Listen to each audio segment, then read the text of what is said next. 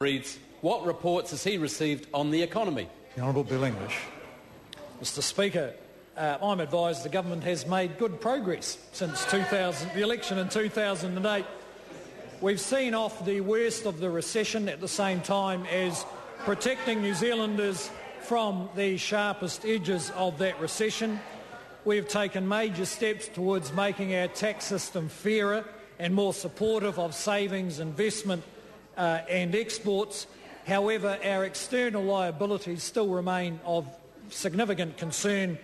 We owe foreign lenders around $170 billion and that's forecast to rise to $250 billion in the absence of policy to improve it. Craig Foss. Thank you, Mr Speaker. To the Minister of Finance. Why is it necessary to lift the level of national savings? The Honourable Bill English. Mr Speaker, put simply, New Zealand has a history of spending more than it earns, but that was exacerbated particularly since 2005 under the management of the previous government. Since 2000, external liabilities have almost doubled from just under $100 billion to almost $180 billion today and are projected to reach $250 billion within 5 years. No household, business or government can continue forever to increase its debt levels. Servicing these liabilities already costs around $10 billion in a normal year. That's $200 million a week paid by New Zealand government and households and businesses to foreigners simply to pay the interest. Well, Craig Foss. Thank you, Mr Speaker. To the Minister, what would be the consequences of allowing these current trends to continue? The Honourable Bill English.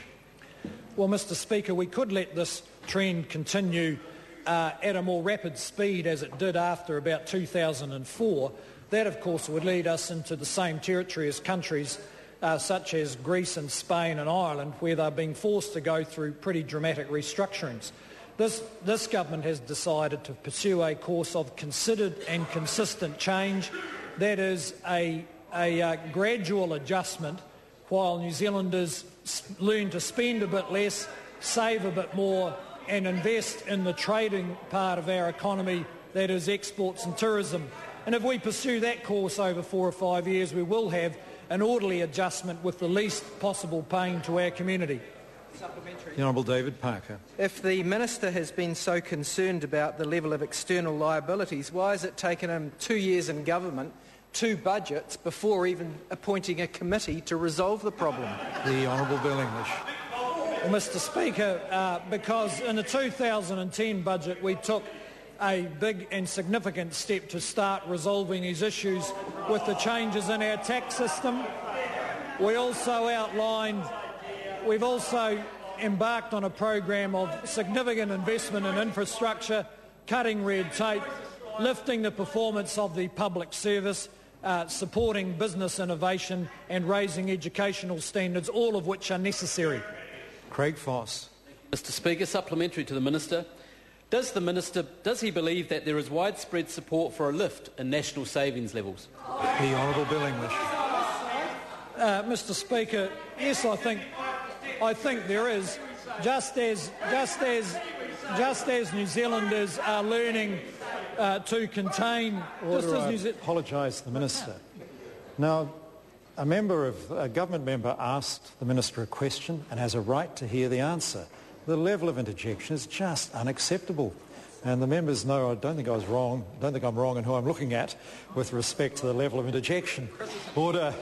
The Honourable Bill English, and please a little more courtesy. Honourable Bill English. Mr Speaker, I think there is widespread support for it. In fact, for the first time in a good decade, we are seeing New Zealand households actually increase their savings.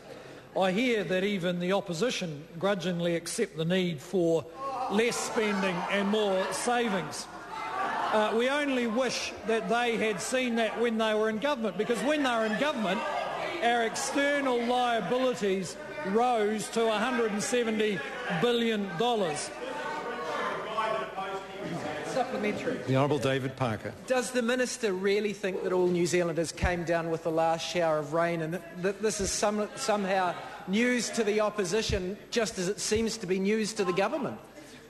Order. The question, I admit, allows... Order. I haven't called the Minister yet. The question, I must admit, is a broad primary question. I guess the Minister's happy to answer it if he feels he's responsible for showers of rain. The Honourable Bill English. Mr. Speaker, I think New Zealanders have a good fundamental grasp of our economic outlook. That is why they voted out a government that was damaging the economy and voted in a government that could fix it up. And that is why they support the progress we are making.